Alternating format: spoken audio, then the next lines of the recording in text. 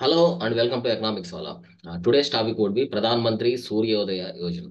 This was recently in news because Prime Minister of country, Sri Narendra Modi, has announced that by Pradhan Mantri Suryodaya Yojana, 1 crore households will get rooftop solar power systems. So ఈ context లో మనం ఈ rooftop solar power systems గురించి అలాగే ప్రధాన్ మంత్రి సూర్యోదయ యోజన ఇది మనకి interim budget లో కూడా మెన్షన్ చేశారండి. ఇంటర్మ్ బడ్జెట్ లో కూడా మనకు మెన్షన్ చేశారు కాబట్టి ఇంపార్టెంట్ ఇది. సో ఇది మనకి ఇండియన్ ఎకానమీ సిలబస్ లో అలాగే కరెంట్ అఫైర్స్ లో కూడా మనకి ఇది మేజర్ రోల్ ప్లే చేస్తుంది. అయితే మనకి as per official statistics India currently stands at 4th place globally in solar power capacity. So 4th place లో ఇండియా ఉందండి. అది కూడా ఇక్కడ సోలార్ పవర్ కెపాసిటీలో గ్లోబల్ గా చూసుకుంటే not only in India world wide మొత్తం కంపేర్ చేసుకుంటే 4th ప్లేస్ లో ఉంది. As per ministry of new and renewable energy, so MNRE, new and renewable energy, solar power installed capacity in India has reached around 73.31 gigawatts as of 2023. So ఇప్పటి వరకు ఇండియాలో install చేసిన capacity మనకి 73.31 gigawatts ఉందని చెప్తున్నారు as of 2023. So 2024 details మనకి once year ending లో మనకి మళ్ళీ అప్డేట్ అవుతాయండి. అయితే మనకి solar power has the major share in the countries current renewable energy capacity which stands at around 180 gigawatts. So renewable energy capacity మొత్తం చూసుకుంటే మనకి 180 గిగావాట్స్ ఉంది. అందులో 73.31 ఓన్లీ సోలార్ నుంచే ఉందండి.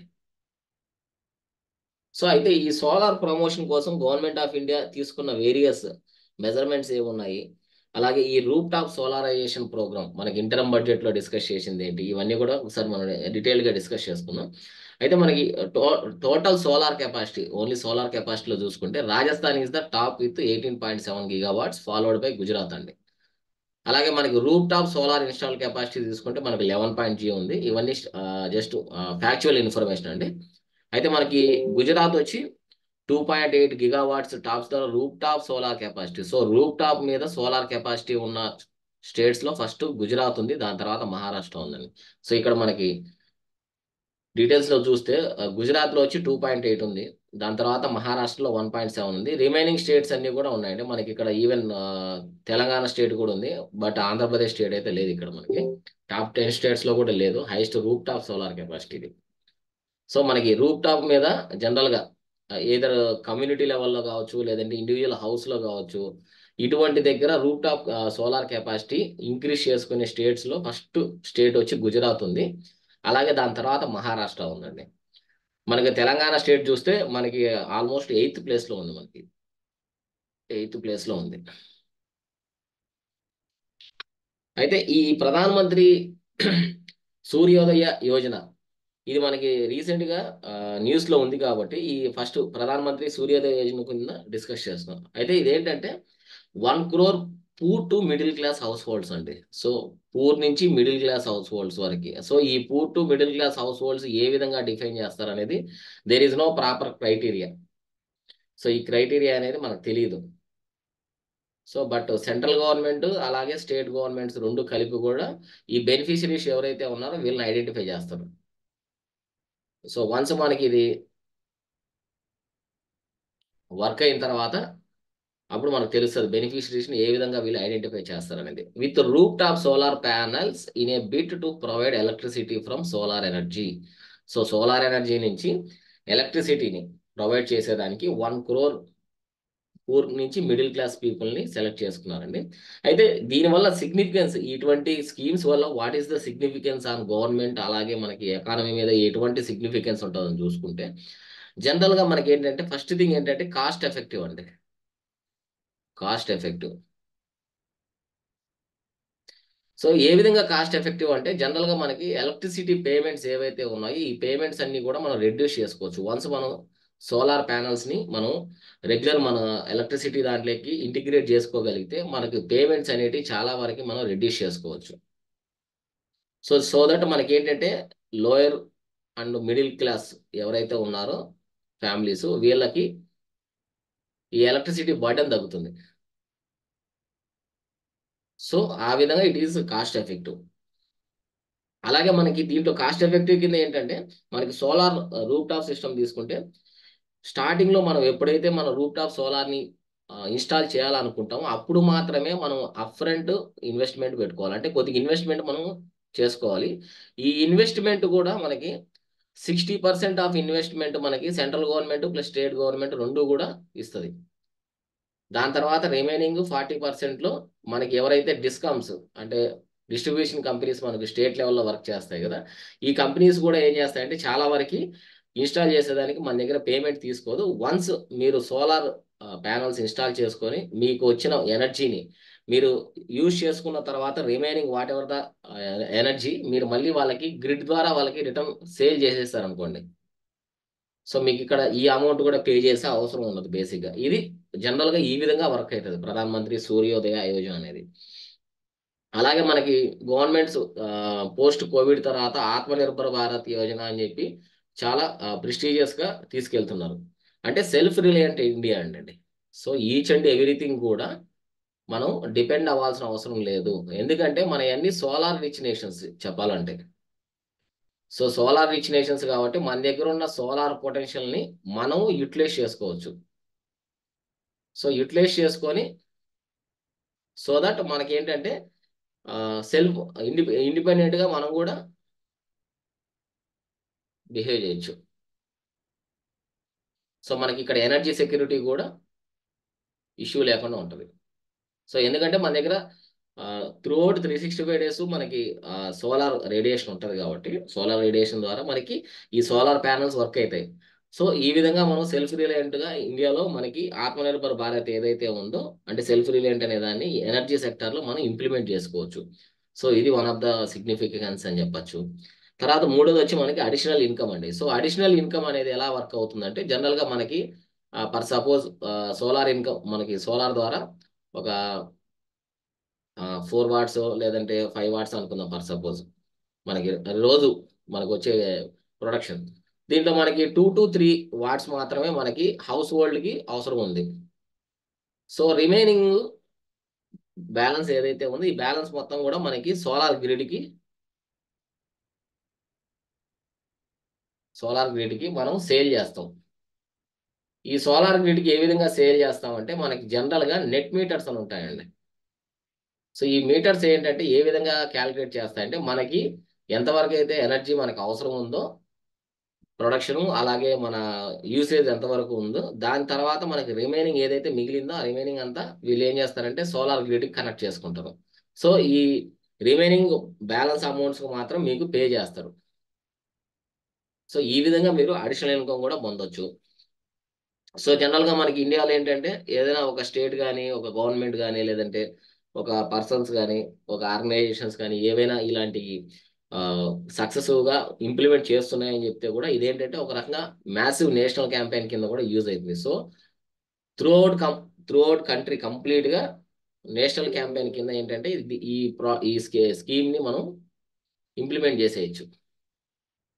సో మ్యాసివ్ నేషనల్ క్యాంపెయిన్ ద్వారా ఏంటంటే ఈ రెసిడెన్షియల్ సెక్టార్స్ ఏవైతే ఉన్నాయో ఈ రెసిడెన్షియల్ సెక్టార్స్ అన్ని కూడా జనరల్ గా ఈ ఈ సెగ్మెంట్ లో కన్సూమర్స్ ఎవరైతే రూప్ టాప్ సోలార్ ని అడాప్ట్ చేసుకోవాలనుకుంటున్నారో వాళ్ళందరికీ కూడా మనం ప్రమోట్ చేసినట్టు ఉంటుంది వన్స్ మనం ఇంప్లిమెంట్ చేస్తే ఇటువంటిది. దాని తర్వాత మనకి క్లైమేట్ చేంజ్ టార్గెట్స్ కూడా ఉన్నాయండి. సో మనకి క్లైమేట్ చేంజ్ టార్గెట్స్ కూడా రీచింగ్ ద టార్గెట్స్. సో ఇది మనకి క్లైమేట్ చేంజ్ టార్గెట్స్ కూడా రీచ్ అయ్యడానికి ఛాన్స్ ఉంది. ఎందుకంటే మనం బై 2070కి మనం ఏం చెప్పాము నెట్ జీరో టార్గెట్స్ మేము తీసుకొస్తామని చెప్పారు. సో ఈ నెట్ జీరో టార్గెట్స్ కూడా ఈ సోలార్ రూప్ టాప్ అనేది జనరల్ గా మనకి యూజ్ అవుతుంది. అలాగే మనకి ఇండియా నార్మల్ గా 500 gigawatts of solar renewable energy by 2030 అని చెప్పారు కదా. సో 2030 వచ్చే లోపల మనకి 500 గిగావాట్స్ ఆఫ్ రెన్యూవబుల్ ఎనర్జీని మేము ఎస్టాబ్లిష్ చేస్తాం అని చెప్పారు కాబట్టి సో దీనికోసం కూడా మనకి ఈ సోలార్ ఎనర్జీ అనేది ఒక క్రూషియల్ అని చెప్పొచ్చండి.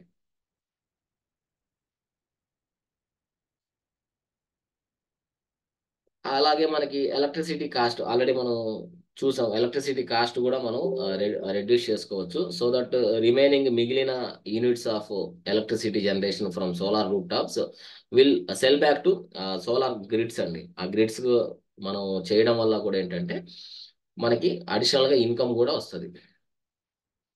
అయితే ఇండియాలో మనకు ఒక ఆర్గనైజేషన్ ఉందండి, సిఈఈడబ్ల్యూ. ఈ సిఈడబ్ల్యూ అంటే ఏం లేదండి, council on energy environment and water అండి. సో సి అనేది ఏంటంటే council on environment, energy, water. So ఈ 3 సెక్టార్స్ లో పనిచేసే ఒక కౌన్సిల్ ఉంది. అకార్డింగ్ టు ఆ కౌన్సిల్ ఏంటంటే రెసిడెన్షియల్ సెక్టార్ ఏవైతే ఉన్నాయో ఈ రెసిడెన్షియల్ సెక్టార్ లో ఓన్లీ 20% వరకు మాత్రమే రూప్ టాప్ సోలార్ ఇన్స్టాలేషన్స్ ఉన్నాయి అని చెప్తున్నారు. సో రూప్ టాప్ సోలార్ ఇన్స్టాలేషన్స్ ఉన్నాయి. సో అందుకనే మనకి గవర్నమెంట్ ఏం చేసిందంటే ఈ రూప్ టాప్ సోలార్ ఇన్స్టాలేషన్స్ ని ఫర్దర్ గా తీసుకెళ్ళడానికి ఏదైతే అవసరం అవుతుందో అంటే 1 crore హౌస్ హోల్డ్స్ ని మనం 1 crore హౌస్ హోల్డ్స్ ని ఏం చేశారంటే వీళ్ళు ఐడెంటిఫై చేసి వాళ్ళకి కావాల్సిన ఫైనాన్షియల్ బెనిఫిట్స్ అంటే వాళ్ళకి ఎటువంటి ఇన్వెస్ట్మెంట్ కావాలో అటువంటి ఇన్వెస్ట్మెంట్ అంతా ప్రొవైడ్ చేసి కూడా ఈ రూప్ టాప్ సోలార్ స్కీమ్ అనే దాన్ని లాంచ్ చేయాలనుకున్నారు. దానికోసమే ఈ రూప్ టాప్ సోలార్ స్కీమ్ అనేది లాంచ్ చేశారండి. సో మనకి ఈ రూప్ టాప్ సోలార్ స్కీమ్ అనేది ఏంటంటే రూప్ టాప్ సోలార్ స్కీమ్. సో ఇది ఎప్పుడు లాంచ్ చేశారు? 2014లో లాంచ్ చేశారు.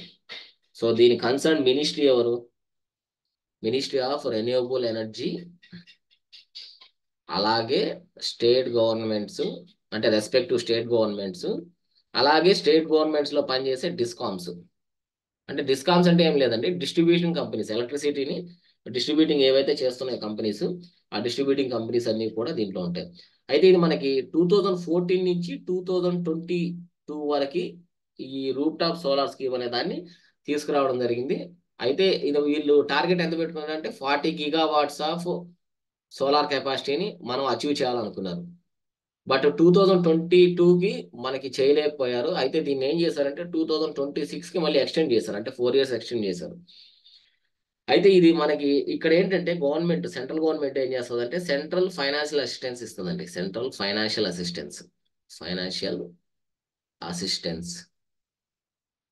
సో సెంట్రల్ ఫైనాన్షియల్ అసిస్టెన్స్ కింద ఏం చేస్తుందంటే ఏవైతే ఎలిజిబుల్ డిస్కామ్స్ ఉంటాయో ఈ డిస్కామ్స్ అన్నిటికీ కూడా ఈ రూప్ టాప్ సోలార్ అంటే ఇన్స్టాల్ చేసేదానికి అవసరమైన ఇన్వెస్ట్మెంట్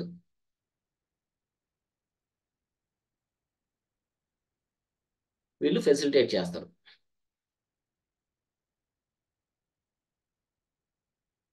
అయితే మనకి ఇండియాలో బై 2023 ప్రకారం చూసుకుంటే 2023 ఇయర్ ఎండ్ ప్రకారం చూసుకుంటే ఇప్పుడు వరకు total solar installed capacity country ఏంటంటే మనకి 73.3 ఉందండి. 73.3 GW ఉంది. అయితే దీంట్లో మనకి గ్రిడ్ కనెక్టెడ్ ద్వారా గ్రిడ్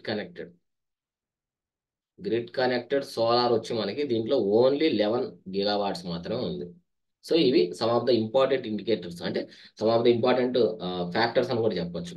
ఏ విధంగా మన గ్రిడ్ కనెక్టెడ్ సోలార్ ప్యాటర్న్స్ ఉన్నాయి, అలాగే టోటల్ కెపాసిటీ ఎంత ఉంది, ఇవన్నీ కూడా సమ్ టైమ్స్ క్వశ్చన్స్ అడిగేదానికి ఛాన్సెస్ ఉందండి. అయితే మనకి ఇండియాలో మనకి ఎటువంటి స్కీమ్స్ ని లాంచ్ చేశారు అంటే సోలార్ ఎనర్జీని ప్రమోట్ చేసేదానికి మనకు ఫస్ట్ గుర్తు రావాల్సింది ఏంటంటే international solar alliance. So tropic countries లో సోలార్ కంట్రీస్ ఏవైతే ఉన్నాయో సోలార్ రిచ్ నేషన్స్ ఇవన్నీ కూడా conference of parties united nations framework convention climate change 2015లో ఏం చేశారంటే ఇండియా ఫ్రాన్స్ రెండు కలిపి ఇంటర్నేషనల్ సోలార్ అలయన్స్ అనే దాన్ని లాంచ్ చేశారు. సో ఇదొకటి మనకి ఇంటర్నేషనల్ సోలార్ అలయన్స్ కింద. అయితే దీని మెయిన్ ఏమేంటంటే 1 sun 1 world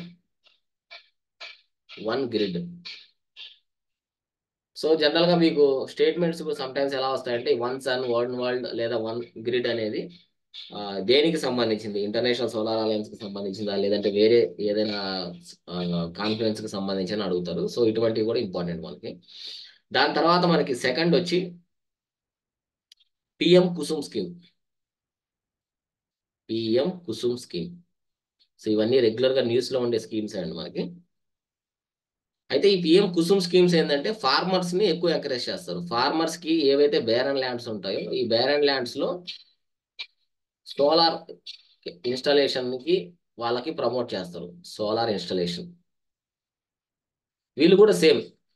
వీళ్ళు ఏం చేస్తారంటే సోలార్ ఇన్స్టాలేషన్ చేసిన తర్వాత వాళ్ళకి కావాల్సిన ఎనర్జీ ఎంతవరకు అవసరం అవుతుందో అంతవరకు యూజ్ చేసుకున్న తర్వాత రిమైనింగ్ మొత్తం కూడా వీళ్ళు ఏం చేస్తారంటే గ్రిడ్ ప్యాటర్న్స్ కి అమ్మేస్తారు. సో గ్రిడ్ ప్యాటర్న్ కి అమ్మడం వల్ల ఏంటంటే వీళ్ళకి ఇన్కమ్ కూడా జనరేట్ చేసుకునే ఛాన్సెస్ ఉంది ఫార్మర్స్ కి.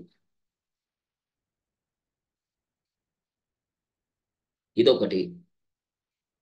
తర్వాత మనకి production linked incentive schemes, PLI schemes మనకి పోస్ట్ కోవిడ్ తర్వాత ఇండియాలో మ్యానుఫ్యాక్చరింగ్ సెక్టార్స్ ని ఫర్దర్ గా బూస్టప్ చేసేదానికి ఏం చేశారంటే ప్రొడక్టివ్ లింక్డ్ ఇన్సెంటివ్ స్కీమ్స్ అనే దాన్ని తీసుకొచ్చారు. ఈ ప్రొడక్టివ్ లింక్డ్ ఇన్సెంటివ్ స్కీమ్స్ ద్వారా కూడా ఏవైనా సెక్టార్స్ అంటే especially infrastructure sectors, manufacturing sectors, who ever working in solar, అంటే సోలార్ అని కాదు జనరల్ గా రెన్యూవబుల్ ఎనర్జీ సెక్టార్స్ లో వర్క్ చేసే వాళ్ళకి కావాల్సిన ఫైనాన్షియల్ ఇన్సెంటివ్స్ అన్ని కూడా గవర్నమెంట్ ప్రొవైడ్ చేస్తుంది.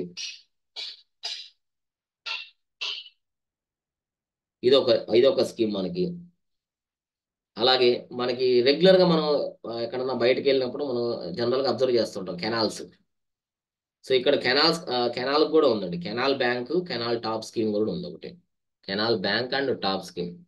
సో జనరల్ గా కెనాల్స్ వెళ్తుంటాయి కదా, కెనాల్స్ కి ఇటుపక్క ఏం చేస్తారంటే సోలార్ ఇన్స్టలే ఎక్విప్మెంట్ ఇన్స్టాల్ చేస్తారు. దీని ద్వారా ఏంటంటే ఎలక్ట్రిసిటీ జనరేట్ అవుతుంది. ఇది కూడా వన్ ఆఫ్ ద స్కీమ్ అండి. Canal bank and canal top scheme కూడా for installation of solar power plants అక్కడ ఇన్స్టాల్ చేసిన తర్వాత ఇవన్నీ ఈ కెనాల్స్ ద్వారా దీనిపైన వచ్చే ఎలక్ట్రిసిటీని కూడా యూటిలైజ్ చేసుకోవచ్చు. ఇది కూడా వన్ ఆఫ్ ద స్కీమ్ అని చెప్పొచ్చు. దాని తర్వాత national solar machine. National solar machine. So ఇది మనకు డెడికేటెడ్ గా ఒక స్కీమ్ అయితే ఉందండి. ఎందులో ఉందంటే మనకి ఎన్ఏపిసిసి. ఎన్ఏపిసిసిలో మొత్తం 8 సెక్టార్స్ ఉంటాయి. 8 సెక్టార్స్ లో కూడా వన్ ఆఫ్ ద సెక్టార్ వచ్చి మనకి నేషనల్ సోలార్ మిషన్ ఉంటుందండి. ఇదేంటంటే India's national action plan on climate change అండి. So national action plan on climate change. National action plan on climate change.